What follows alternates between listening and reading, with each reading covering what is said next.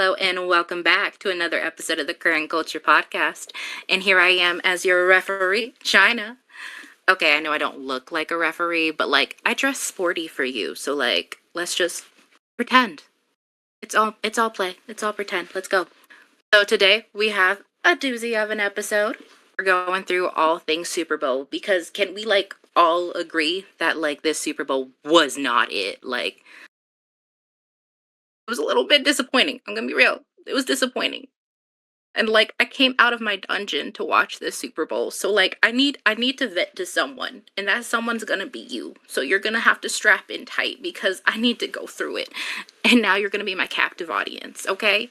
And then as your reward for getting through that Super Bowl discussion, we're going to get into some Chapel Rowan drama. So hang tight as we get through it. Okay, can we just take a breath? We talk about the Super Bowl ads this year because we already established it was not it. This was not the year for ads.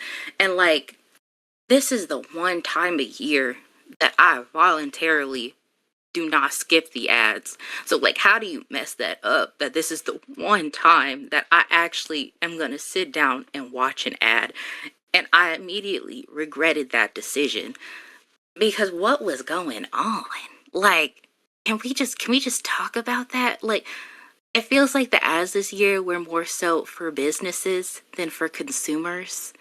And like all of them were like following along with the same topics of like crypto gambling, weight loss, or like AI and mass surveillance. Like it felt like here was the vibe like of what you were gonna do for the ads. It's like, hey, so is AI taking your job? Oh, well, why don't you invest in crypto and then maybe get a gambling addiction? And then while you're at it, why don't you lose some weight with a GLP-1? Um, by the way, do you know that as you walk by, Ring will be watching your every move? I mean, looking for your lost dog? Am I the only one who felt a little unnerved? Or the fact that like literally I fell for it and I'm still eating that L to this day. That like I was like sitting and then all of a sudden I heard the music and I was like, yes, am I original? Yeah, yeah. Am I the only one? Yeah, yeah. And then I was like, that's not the next one. That's not the words. That's not that's not the line. That's not the next line. Oh, it's a crypto ad. Oh, okay. Well, now we're all disappointed. Like this just was not the year for ads. This just was not it. I could have stayed in bed. Like I just gotta ask y'all. Like honestly, um, people take off work for the Super Bowl. Like it's like honestly, it feels like an unofficial holiday sometimes. So like do you regret that decision? Like, I just gotta ask as a personal question because I do. Like, I would just a little, because it feels like they were intentionally tone deaf with these ads. And so many of these ads were also sponsored by the government. Like, we had ICE ads playing, and I know that was an intentional timing because ICE ads also played after Bad Bunny's performance, which, like, that was messed up on so many levels. But we're going to rise above it and continue this discussion. But it felt like these ads were intentionally tone deaf and were selling insecurity. Like, we're not like, no, something's not clocking because it was not clocking for me. Because, like, why are we talking about as if we don't already have anxiety over AI taking over jobs? But then we have a Ferris Bueller day off. We're talking about AI taking over jobs. Like, we have uncanny ads. Like, this is painful where Pepsi's got is the only one with a decent ad coming out. Like, I could have stayed in bed. I didn't need to watch this. Like, I feel like I need to, like, wash my eyes to, like, get this out of my system. Like, you feel? Like, I don't know. Like, literally the only thing out of the Super Bowl that was worth watching was, like, it was the Benito Bowl. Okay? It was really, Bad Bunny was it. That was the only reason why I was here. Honestly, that's the only reason worth watching the Super Bowl really for me right now. Okay? Like, I feel like someone summed it up. I saw a post about it saying that like Kendrick Lamar's performance was pointing out what the problem with America is, like while Bad Bunny's performance is the solution. to America. And you know what? I vibe that. I like that. Like, play the game and then here's the solution, family and love. Like, I've seen plenty of like deep dives and talking about like the symbolism. Like, we saw our favorite our symbolism for like seeing like weddings and shops. And I won't lie, I felt like so seen. I know this is not about me. This is not for me. But I won't lie, I did feel seen when I saw the TOs playing dominoes. Like, real talk, I was like, someone please deal me in because I want to be part of that game. Like, that just felt like family. And it's like, and also the fact that like so many of the shops and like the call outs that were in it were actual communities and actual shops. Like, they were not just randomly thrown in there. The businesses that you saw were real businesses that helped support Bad Bunny throughout his career and throughout like that were from his community. Like, these were real shops from the communities, which I'm hoping are booming. I have no doubt are booming right now after this show. And the fact that like the wedding was an actual wedding, like this isn't just for the show, but like this is actual examples of family and community. And I saw a lot of like confusion. Like, I saw like questions of people asking like, why is Lady Gaga here? Like, valid. Whenever watching, it's like I was vibing, and then I'm like, oh, and Gaga's here. And I get the confusion. I get the hesitation. And Bad Bunny did kind of throw a pop shot in his performance when he like mentioned like, and isn't this what you wanted type thing, which for a lot of y'all cannot say that you didn't, because y'all literally had a whole nother Super Bowl show that was like the American Super Bowl show, even though Bad Bunny is American. Like, I don't.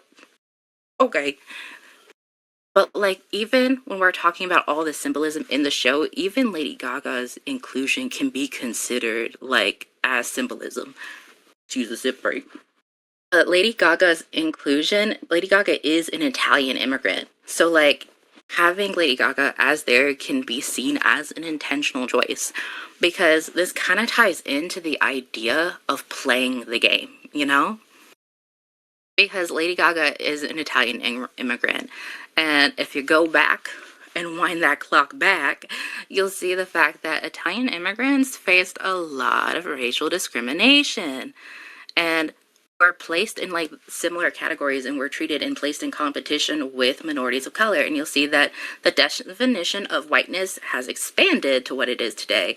The definition was a lot smaller, and that did not include groups like Italian immigrants, where they were placed in competition with people like they were placed where they were seen like as free black people were seen as like their competition, like they were placed, which caused violence between Italian immigrants and black communities, where there was violence between it. But also there was a lot of acts of violence against Irish immigrants, Italian immigrants, Greek immigrants, where they were not considered white. But instead, the definition of whiteness with over time began to include them, because these communities had to basically play the game in order to be considered white, as well as the fact that they had other nations that were backing them. So like, a good example of this, and I haven't seen like a lot of people bring up this inclusion, like I've seen like one post bring this up.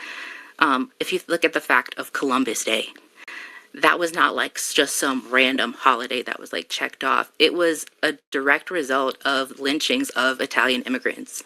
And then it was a result of then the Italian government threatening action against the US government for their treatment of Italian immigrants. So it's like, these groups were also facing violence, but then in order to invoke peace, they had to expand the definition of whiteness, because heck, they got whole countries backing them up and willing to go to bat for them, as was the fact. So the definition of whiteness kind of had to expand in order to maintain the status quo. So whenever you think about that, it kind of adds more significance to why Lady Gaga would be a guest at the halftime show and why that would be Bad Bunny's guest. Just a little history lesson for you all. And also, whenever people are talking about like, oh my gosh, there's 2 halftime shows. Like, I can't believe they're so petty that 2 halftime shows would exist. I can't believe this isn't even the first time that there's been 2 halftime shows.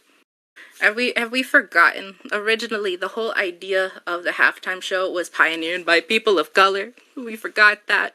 Y'all forgot literally in living color. That's where the idea of the halftime show originates. Like we forgot. Okay. Like history lesson again. In living color. Which was like a show that was running like what, 90s? But it was before my time. I'm sorry. That was the show that literally it used to run like the halftime show as we know it with like headliners and stuff. That was not part of the original Super Bowl program.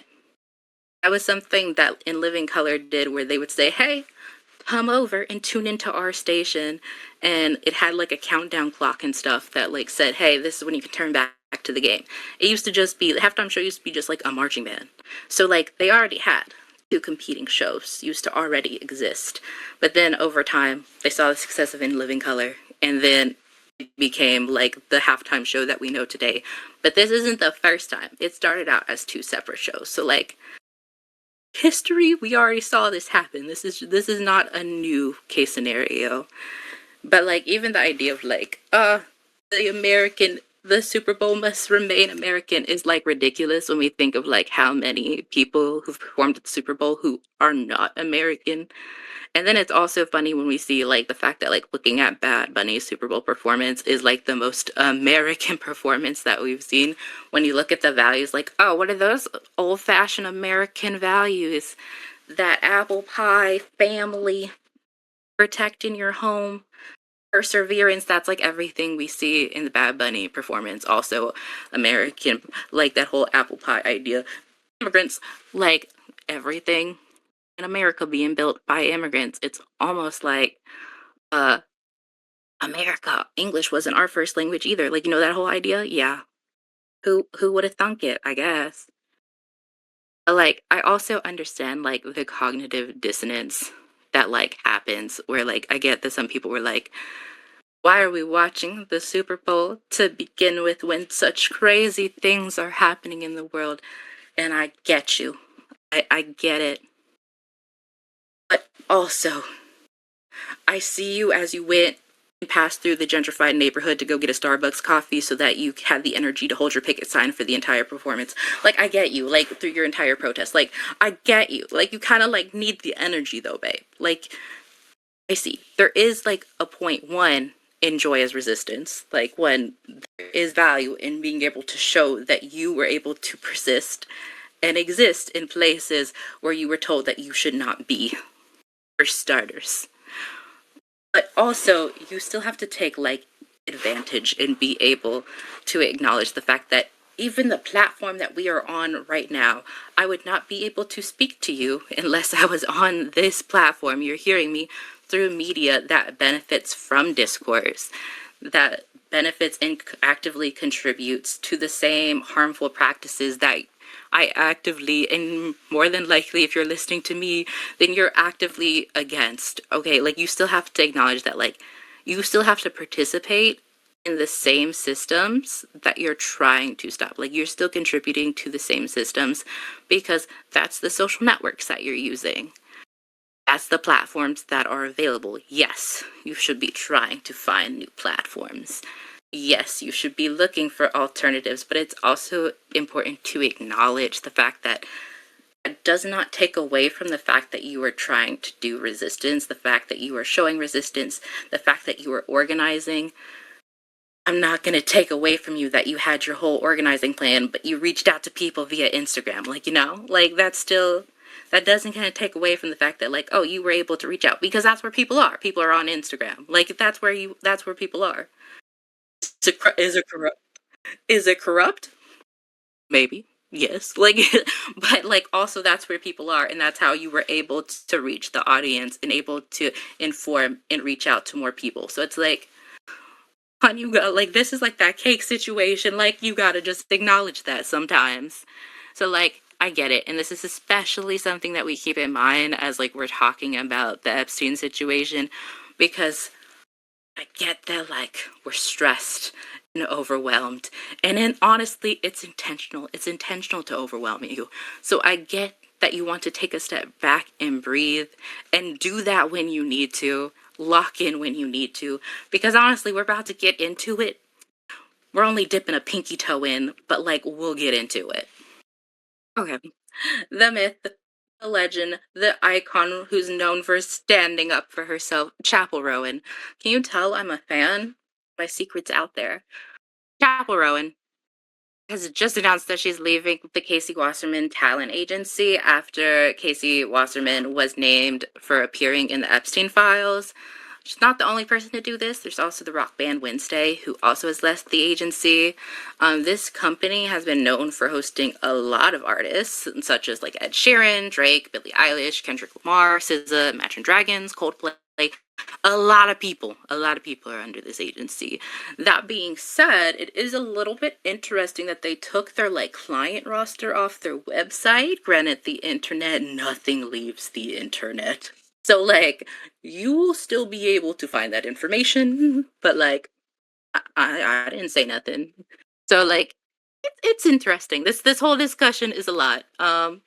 It's a big reveal. There is a big question and conversation to be had, especially with like some of the topics that we were talking about earlier of like your responsibility whenever you find out this information. Like of course like terrible things.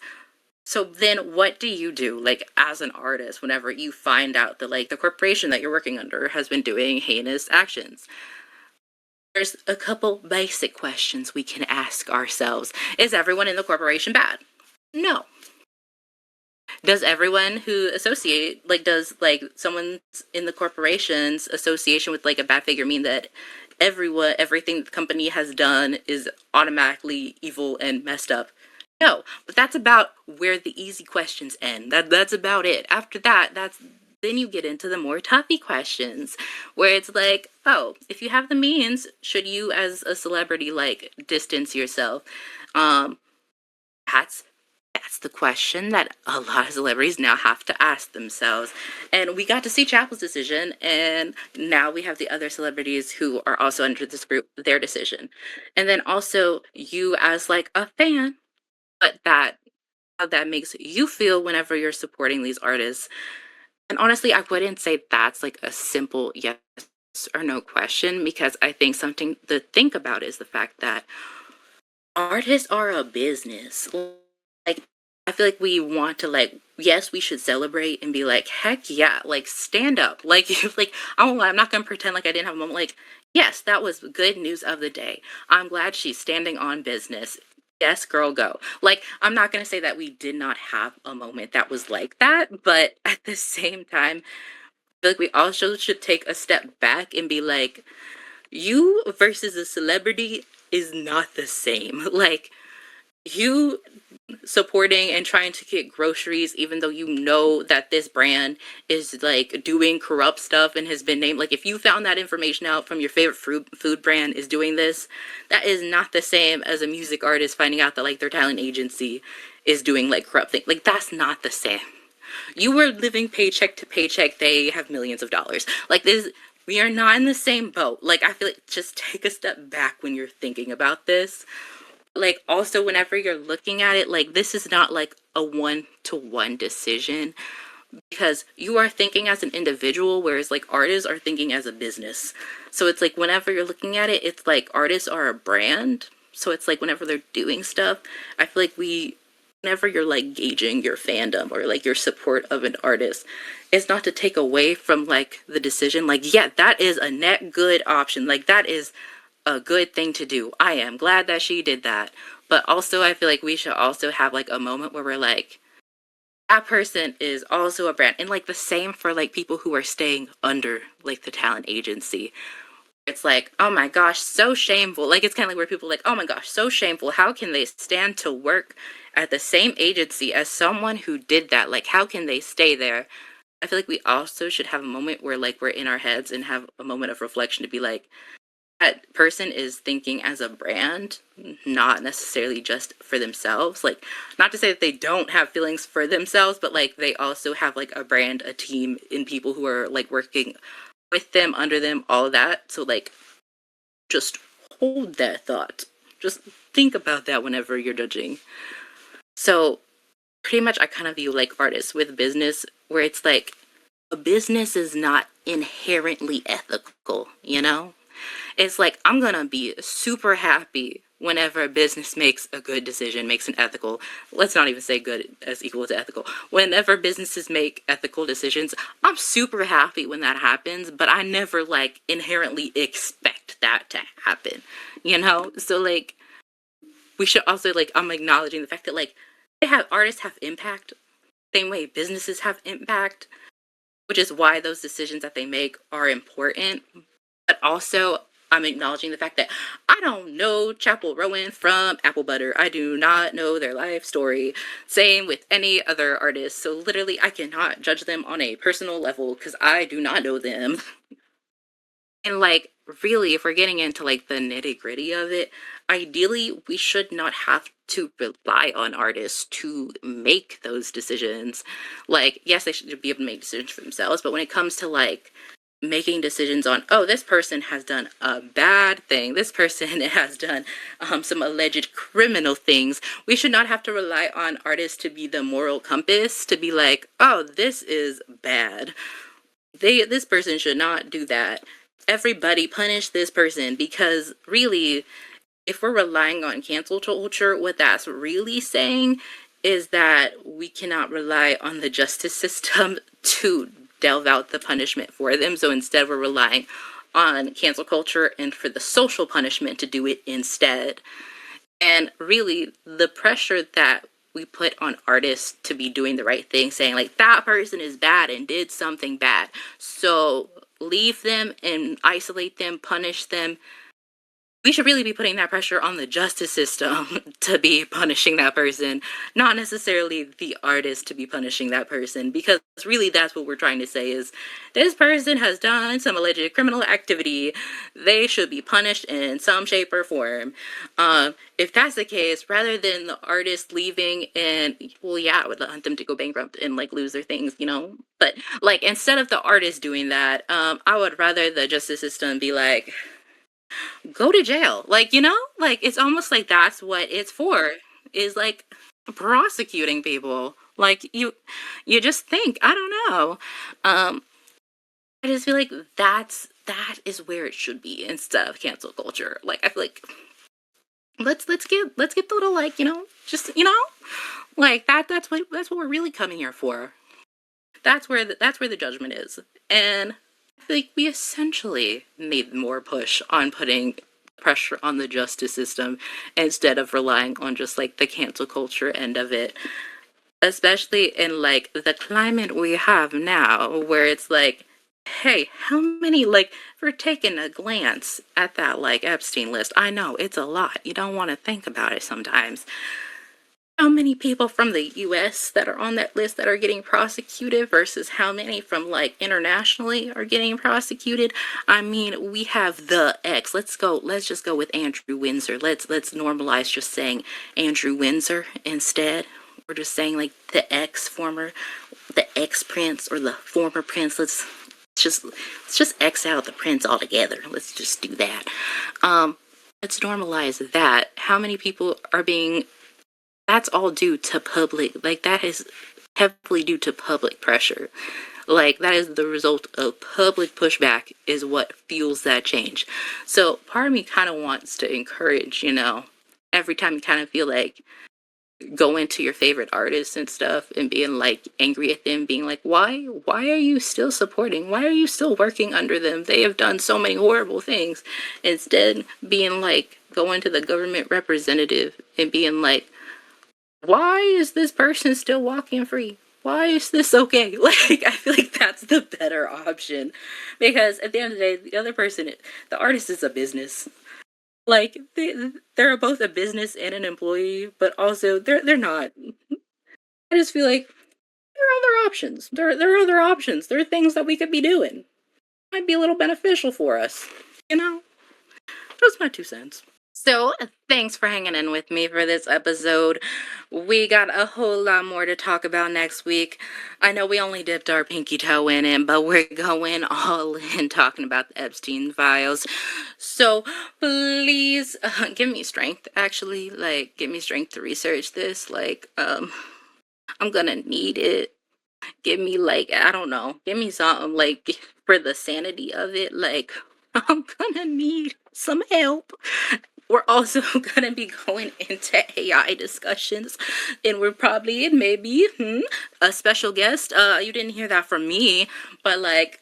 Just hold on. Just hold on till next week. You can do it. I have faith in you. Like, you made it to this week. We'll see you then. So, like, comment, and subscribe. Let me know your thoughts about this episode. And I'll see you then. Bye.